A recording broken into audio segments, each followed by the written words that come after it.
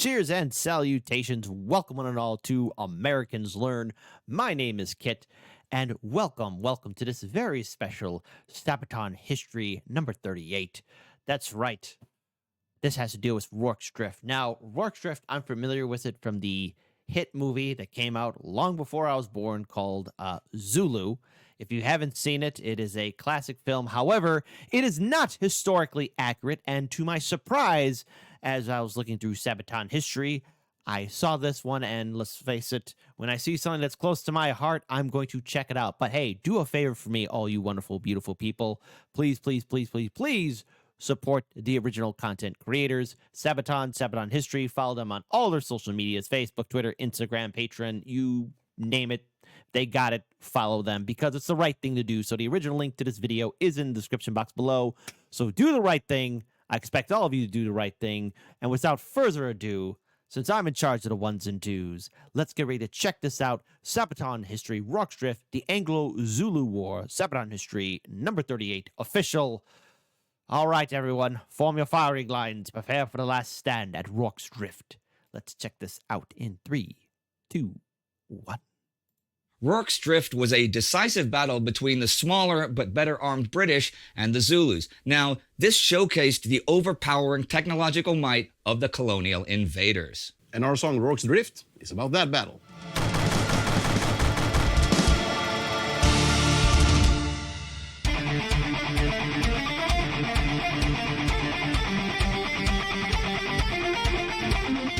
January 22nd, 1878, in the age of colonization and conquest. By now, the British ultimatum to the Zulu nation to both withdraw and disband their troops had expired. Overconfident of victory, the British 24th Regiment went out to face the Zulu in battle at the foot of a little mountain called Isandlwana. The British, though, had left their wounded and sick behind at a small mission near the Buffalo River. There, on the western slopes of a hill the Zulu called Shiane, the men spent their days drilling and parading under the command of the officers Bromhead and Reynolds. The two You know, that opening scene for Zulu, where you see the aftermath of the Battle of Isandlwana, and then you get Bromhead and Reynolds. One came here to build the bridge, the other is out there doing some hunting. Now, again, Zulu is not historically accurate because Hook, for example, if you've seen the film, he was not an alcoholic. And when his two daughters actually saw the film, they were very upset because he was a teetotaler and a very religious man, apparently. So, yeah, there you go. So, but 11 Victorian crosses were awarded on that day. That's the one thing that was true. A few other things here and there, but it's a great film, but it's not accurate at all. Thatched buildings and the compound were known as Rorke's Drift. James Rorke had been the son of an Irish soldier who had fought in one of the many border wars against the local African tribes. James, on the other hand, had made a living by trading, hunting, occasional gun running with the natives until his suicide. His estate changed hands until it came to a Swedish missionary, who in turn leased the compound to the British colonial forces to use as a hospital and a storage space. As afternoon drew near, the wind carried the sounds of distant gunfire through the valleys to Rorke's Drift. It was the distinct sound of the two 7-pounder guns that the British main body had carried with them.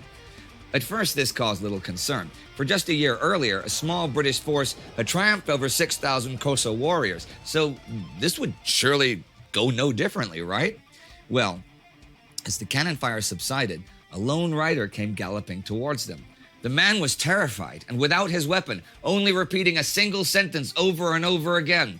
"The camp is taken by the Zulus. The camp is taken by the Zulus." More riders soon arrived, this time men of the native mounted contingent. None spoke English, but they had a note that read that the camp at Isandlwana was in danger of being overrun. Rorke's Drift was to be fortified at once. News that came the morning told that the rainforest had been slain. Chance for peace and justice gone, and the talks had been in vain. The prince has been abducted, and here comes the path of war. Now the 1,500 men are dead, and the Zulus at the door. The men began barricading the missionary compound. Everything useful was dragged out of the storehouse, all except for the kegs of rum and water. The reserve ammunition boxes were open. They had 20,000 cartridges, enough to make a stand. They stockpiled food, mostly hardtack and bully beef, and stacked the heavy, these are 200-pound mealie bags and biscuit boxes, it's like 100 kilos, into a defensive wall. Most of the compound was shielded by a waist-high stone fence, which they now reinforced. Both buildings were solid brick houses, though, with the larger storehouse about 30 meters from the hospital, which was small, divided into 11 rooms and crammed with men, now making shooting holes in the walls while all windows and doors were barricaded. The men knew that their enemy would be merciless and spare no one, not even the wounded. The last remaining biscuit boxes and mealie bags were used to create a barricade in front of the storehouse. This was a last keep in case of a breakthrough. As the evening drew close, the lookouts on the roof spotted the first Zulu warriors. There had not been enough time to clear the fields around the station, and there was plenty of cover for the enemy.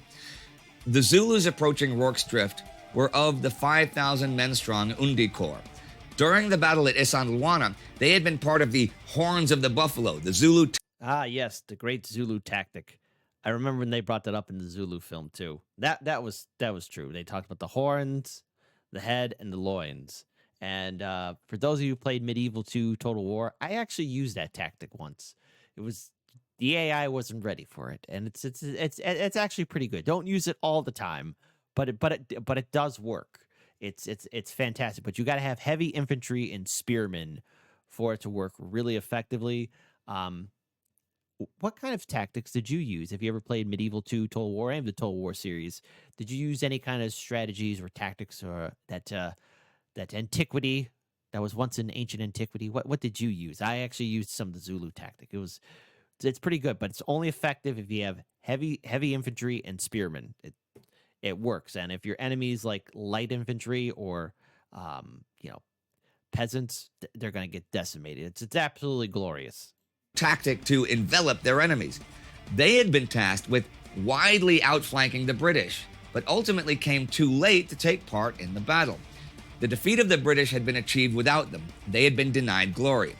Now, Zulu military organization was divided by age and rank, and there was a deep rivalry between the regiments. Only those mature veteran regiments that had won glory in battle were awarded the rights to marry and to bear the sacred white shields into battle. The Undi Corps consisted of men in their physical prime, around 30 years old, hungering for pride and social status. They very much wanted to prove themselves. Led by Prince Dabulamanzi Kampende, they made their way to Rorke's Drift. The Zulu warriors were not suicidal fanatics or anything, but cunning, courageous, and highly athletic light infantrymen, skilled in using their traditional weapons, clubs and spears. A few bore firearms, and although they were untrained in handling those effectively, even an unskilled rifleman could find his target. When they appeared on the scene, the native mounted contingent had turned and fled, which left 154 men as the defenders of Rorke's Drift, 20 of whom were ill. At around 4:30 p.m., the battle began. The first Zulu attacked in a frenzy. Worked up by their witch doctors and narcotic stimulus, they charged towards the south wall of the mission, 600 warriors against only 30 defenders. The British soldiers fired into the advancing men. Now, a trained British soldier was able to load and fire the Martini Henry rifle every 7 or 8 seconds. So people got off around 8 or 9 shots each in the time it took the Zulus to close in. Now, they sprinted from cover to cover, disregarding the men that fell. At 200 meters, the rifle fire caused massive damage as the Zulu shields offered no protection against the high-caliber bullets. And just before they reached the barricade, the British officers ordered a salvo at point-blank range. The devastating effect of this fusillade broke much of the attack's strength. Still, single men and small groups fought on, trying to scale the walls. Pumped up on adrenaline, they jabbed with their assegai spears against the defenders. But once they tried to climb the barricades, they were easy targets for the longer British bayonets. Once at the barricades, it was close-quarter combat. The British officers dashed from point to point, revolvers in hand, inspiring the men to stand firm, shooting into the massive attackers that pressed the defenses. Where they could, the men worked together, one stabbing, the other reloading. The officers knew that the first battle they had to win was the psychological one. If the men faltered in fear, if they hesitated to kill or lost their heads in terror, all was lost. The Zulus could not be allowed to enter the compound. No. But the men did not hesitate. Desperation meant aggressiveness. They knew that they would either fight or they would die. Zulus attack, fight back to back. Show them no mercy and fire at will. Kill or be killed, facing a waiting. At 5 o'clock, the great mass of the Undi Corps threw itself against the mission. The British held. The Martini Henry rifle was superb in this kind of fighting. Even when held like a pike, the soldier could still pull the trigger, and the long bayonet had the range on the Zulu's short spears. Soon, a belt of corpses lay around the mission. God. Another You know, you have to wonder again, especially when it comes down to combat and the close quarter and the absolute insanity of two sides facing in hand-to-hand combat, because that's what it was reduced down to. The smell afterwards must have been god awful. You know, it's one thing to watch the romanticized version of the film, because again, it was a great film. I really liked it, but there was just a lot that they didn't really go into too much detail about. But the movie did get me interested in the Battle of Rorke's Drift and the history of it, and I have to say, Sabaton is delivering the facts, and I was really impressed that they showed the actual battle map or the layout of Rorke's Drift in its entirety. So that's why I say subscribe to Sabaton History. They don't mess around. obstacle the attackers had to step over. The chaplains and the wounded men passed ammunition and water to the defenders. It was evening, but still the sun was beating down, and the constant fighting was exhausting and dehydrating. It was adrenaline and camaraderie that kept the men sharp. Still, the Zulu came on. By 5:30, the defenders were nearly overwhelmed. The lines were just too thinly held, and they now ran the risk of losing everything. The growing exhaustion and the casualties had made them retreat to the inner line and establish a center of resistance around the storehouse, behind the walls of biscuit boxes and mealie bags. By 6 o'clock, the Zulu commander were getting frustrated. This was supposed to be an easy battle, but the casualties were high, and there had been no major breakthrough yet. They had been fighting for 90 minutes, but the British line still held firm, though the hospital had been cut off. Soon, it was surrounded, and the Zulu were throwing burning spears on the thatch roof. It caught fire, and the men inside had no choice. Now in the movie, what caused it was somebody shooting the roof, and that's what sparked the fire. Now, movie, real life, two different things altogether. But I should be spoiling it too much. It was one of those movies that I used to watch as a kid, and I really enjoyed it because the sound of the Zulu warriors and their shields pounding, you know, sounding like a train engine in the distance. It really set the tone of that film, and it really stood out to me. Have any of you ever seen Zulu or either that the sequel, which was really a prequel, Zulu Dawn? Great film too. I prefer Zulu, but Zulu Dawn was just as good. Choice but to flee. Everything played out in a few minutes. Men jumped out of the windows, some making a dash across the compound. Others tried to carry the wounded and sick with them, while others fought the Zulu, who were now breaking through the doors. They were cut down by the Zulu. It was now all down to the final perimeter. As the sun began to set, they made a massive attack to overwhelm the defenders. There were no tactical maneuvers here. They either broke them or they did not. Once again, they were beaten back. Darkness fell at 7 o'clock. British ammunition was running low, and rifles were running hot from constant use. Again, the Zulus tried to throw assegai wrapped in burning grass on the storehouse roof, but this time they were shot down in the attempt. Slowly but surely, the Zulu spirit was wavering. Throughout the night, the aggressive chanting was heard around the compound, but the major weakness of the Zulu, their lack of a supply system, was getting to them. They were hungry, they were thirsty, and they were exhausted. It was a sleepless night for the defenders, but as dawn broke, the Zulu were gone. The Zulu host may still appear, but they would no longer attack.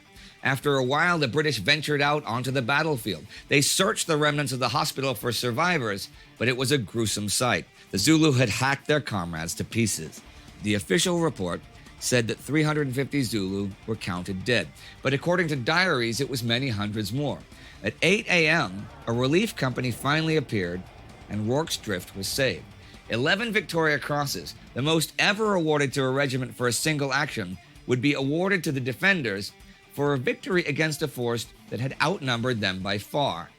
Now, that might sound like just another heroic tale of a ragtag squad of outnumbered men spending their last bit of strength to defend themselves against an onslaught of madmen. Madmen who they had come to rescue from a life in hardship by bringing them into the modern age. And that's sure as hell how the British portrayed it and saw it. But let's think of this from the Zulu perspective for a moment. To them, it was a fight against an invading enemy, an enemy that came with superior weapons, an enemy that came to impose on the Zulus strange customs, an enemy that wanted to change the structure of Zulu life and culture, an enemy that had already shown a willingness to steal and exploit, and an enemy that knew nothing of the Zulu ways, showed no pardon, and knew no mercy. There is merit, perhaps, to both ways of seeing it. But in the aftermath of the Battle of Rorke's Drift, what the Zulus would remember most was probably the improvised gallows used to hang hundreds of the captured Zulu fighters as punishment for daring to attack this invader with such primitive fury. Executions for daring to kill these British men who thought themselves superior, and indeed were superior, in the art of mechanized killing.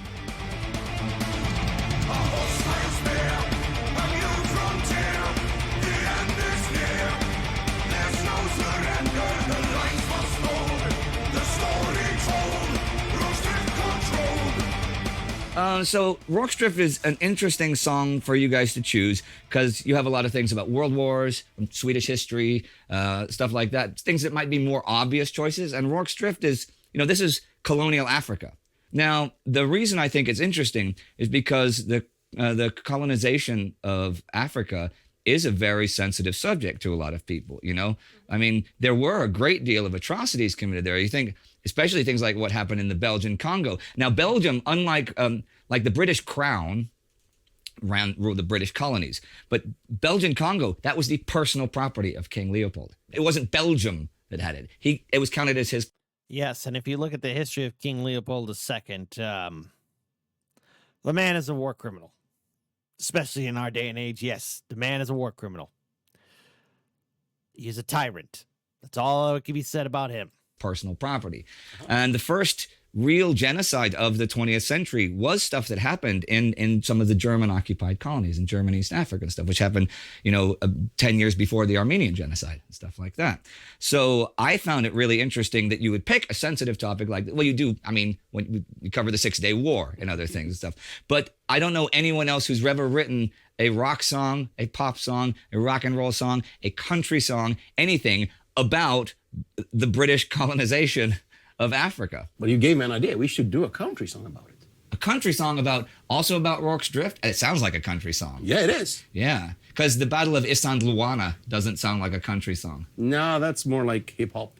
Now, I'm curious what our fans from the southern parts of Africa, from any race or any region, think of this, because I know this is going to lead to a lot of comments and it's a lot of interesting discussion. I'm not saying this is something I don't look forward to. It's something I actually do look forward to see how people perceive the battles and the colonization of these parts of Africa in what's called the Scramble for Africa in the 1880s and 1890s. Everybody wanted bits and stuff. The only person who didn't was Bismarck, Chancellor Bismarck. Okay? He thought it would be a useless drain on German resources and they should be focusing elsewhere. Now, of course, this all came to play heavily in the First World War, like when Germany went through Belgium to attack France and Britain joined the war. And the reason they gave to the public was, well, we guaranteed Belgian neutrality. And as Foreign Secretary Edward Grey actually said, okay, well, that wasn't the reason, that was a reason. But there were other reasons. What if Britain had not, for example, joined the war? They didn't have to. They weren't under attack. There are other reasons why they did. Because somebody was going to win and tip the balance in mainland Europe. So either way, you're going to have to be on one side or the other. But think of colonial Africa. Think of colonial Africa. Britain does not join the war, right? So the Germans just take the Belgian Congo, and suddenly they have half of Africa and east to west Africa and could do whatever they like. And they've cut the British off. You do realize I've learned more about the colonization of Africa in those 2 minutes. Oh, by the way, unscripted talking 2 minutes. Hey. than I did in 9 years of basic school. Well, it's fun being a historian. You learn to put things into the little perspective. But it's interesting to think that, I mean, if Britain wanted to preserve its hegemony in Africa, that's a reason they had to join the war as well. And it's a reason that nobody ever talks about either, because it's so lost between the other regions. Like either France or Germany was going to win in Western Europe. One way or another, that's going to tip the side. If it's Germany, Germany has the second biggest navy in the world behind Britain. Do you really want those guys to have ports on the English Channel? No. So there's another reason to join France instead of joining Germany. So there were a bunch of reasons why Britain really had to join the war, although the best way to tell your people that you're joining the war is not to say, well, we don't want the Germans to take the Belgian Congo, because nobody cares about that at home in Britain. And you want to say, well, we guaranteed poor little Belgium. In 1830, we said we guarantee your neutrality, so we have to join the war. And that you can sell the war to the public. Yeah, that's how politicians do it, usually. There's always the reason that you sell it to the public, which is a simple emotional reason. And there's always the real reasons, which include the simple emotional reason, but they have other reasons that'll be reasons of economics, finance, and national security. That's why people join wars, unless they're idiots. I mean, people sometimes do that. It's happened once or twice. So yeah, well, that's Rorke's Drift. That's a very different interview. I know. I'm really glad we had this talk. And that is all for today. Okay. See you next time on Sabaton History.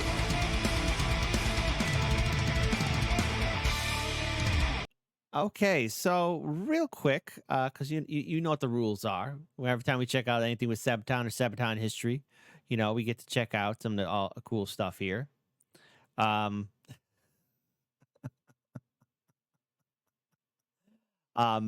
the one thing I was kind of hoping that maybe they could talk a little bit more about the individuals, such as the real characters and the people who won the 11 Victorian crosses that day.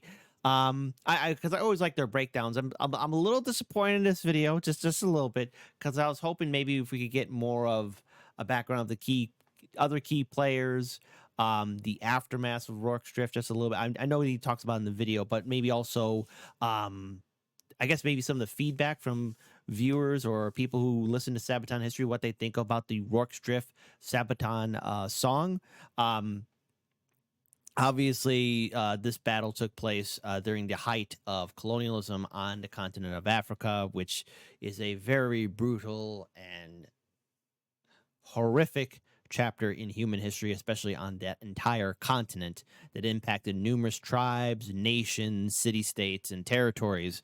And I was just hoping just for a little bit more out of this video. I love the breakdowns, especially about the battle that took place, but I was kind of hoping maybe in the interview process, they would talk more about the song, like what inspired them to write it, and maybe also some of the other individuals that took part in Rorke's Drift, like Hook, Hick, the color sergeant. I know he did not get a Victorian Cross, but just a little bit about Bromham and Reynolds, just a little bit. Maybe if we could get also the Afrikaner attaché that was with them as well. I was just kind of hoping just for a little bit more of that, but that's just me. I'm just nitpicking. All in all, love everything with Sabaton and Sabaton history, and so you know what the rules are now. We got to get our fun with the music. Rorke's Drift song. So there you go. We have the video here set and ready. So let's go ahead and enjoy this music in a 3, a 2, a 1, and I will not pause. So let's listen to it.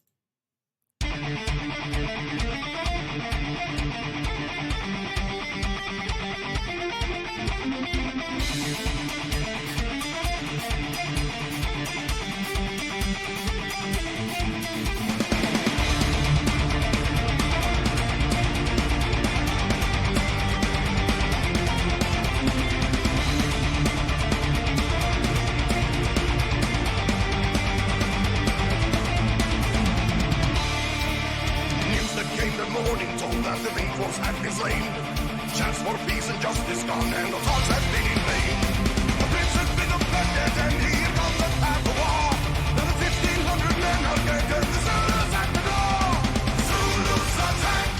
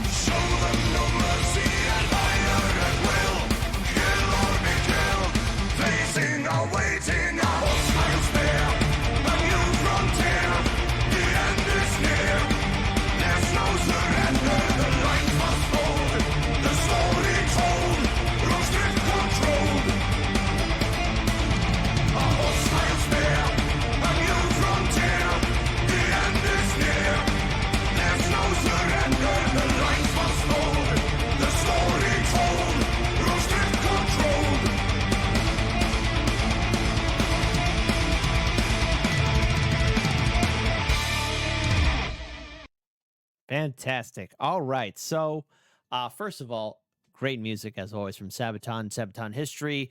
I'm always curious to know a little bit more about Rorke's Drift, and I know that there's been some good documentary videos about Rorke's Drift, the Battle of Vishandawanda, and I encourage everyone that hasn't seen the film yet, Zulu and Zulu Dawn, please check out those two films back to back. They're wonderful works of art. The forces portrayed on both sides. There's no CGI, filmed on location. Now, again, just remember these two films are not historically accurate. They're accurate to the point of they're depicting events that did take place. But as for situations at hand or the way characters are portrayed, it's always important to kind of open up a history book and just see, oh well, that didn't really happen, because certain things did happen, certain things did not happen. But my favorite scene in Zulu is nearing the end when both sides are doing their battle hymns. It's a human moment, and it's something that's very endearing. If you haven't seen it, it's worthwhile to see. Now, I'm willing to bet 10 out of 10 that that did not take place, perhaps in Valhalla, but not in real life. But it's a wonderful work of art. Zulu, Zulu Dawn. Shout out to Sabaton and Sabaton history. The original link to the video and to the music video is in the description box below. So as always, if you're not supporting the original content creators, come on, what's wrong with you? Please do that right away. If you don't gotta get it, if you don't get it, go figure it out. It's the right thing to do. Until then, keep your heads on a swivel, drink water, and hold the line. See all of you on the flip side.